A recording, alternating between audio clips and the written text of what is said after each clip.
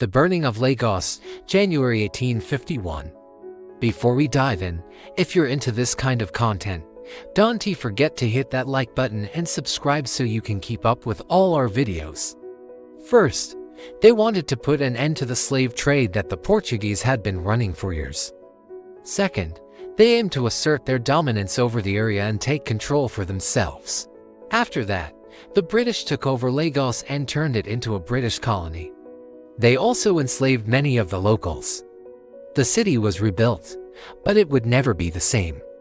The population had taken a huge hit, and the economy was in shambles. They built schools and hospitals and introduced modern medicine and sanitation. But let's be real, none of that can ever make up for the horrors they inflicted. This was the start of British influence in Nigeria, which eventually led to the colonization of the entire country.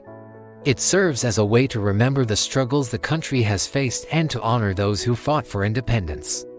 But the Oba, or King of Lagos at the time, Kosoko, wasn't about to let that happen. You can find it online or in some libraries. He actively resisted the British, fighting back and taking down many of their soldiers. The British realized they had to teach him and Nigeria a lesson they wouldn't forget. So, in 1851, the British came to Lagos with two big goals. They destroyed a bunch of ships and boats in the harbor, including those carrying goods to and from Europe. Then, they landed troops and started marching into the city, fighting their way through the streets and wrecking everything in sight. They even blockaded the lagoon, which was the city's lifeline, trapping people inside. It stands as a reminder of the brutality of the slave trade and the oppression faced by the people of Nigeria. Yet, it also highlights the courage of those who fought against slavery and stood up for freedom. Many tried to escape, but sadly, they were killed by the British. In January 1851, a British naval squadron showed up off the coast of Lagos and opened fire on the city. Kosoko put up a brave fight, but eventually, he was defeated and forced to flee into exile in Abeokuta. After the burning of Lagos, the British confiscated everything they had destroyed and sold it at auction.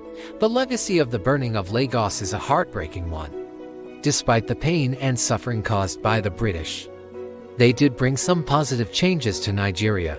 The burning of Lagos is still a significant part of Nigerian history today.